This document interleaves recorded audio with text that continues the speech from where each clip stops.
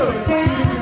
Well, my mother used to take the molasses bucket and set it on the stove. And she would bake one whole cake of bread. And she would take 1 tablespoon of molasses, dip it into the bucket, and put one in each flour plate. And somehow or another, that tablespoon of molasses became a whole plate. While she was sitting around the table, she was saying, children, I'm going to ask the Lord to bless these molasses today. So many times I would hear say, I don't have what I desire to have. I don't have the food that I need.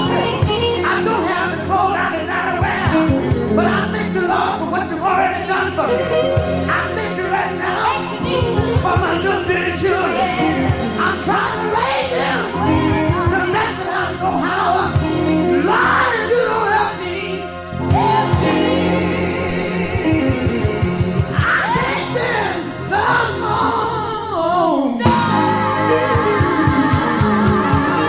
Lord, if you don't help me, oh Jesus, I can't stand the storm. And you can see the plate, and it begins to fill up with those molasses. While she kept on asking the Lord and keep her little children around.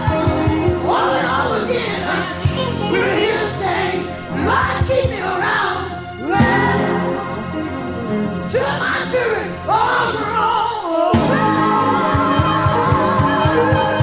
Lord, keep me around. Oh, Jesus, till my children are grown. And maybe they want you know that God will answer prayer.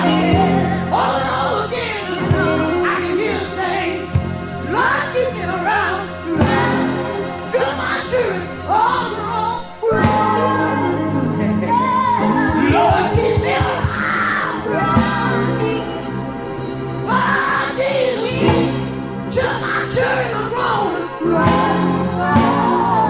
My mother's still living. And you know what? I thank the Lord for it today. Somebody don't have one. And songbirds, all our mothers, is still around. And God has blessed us.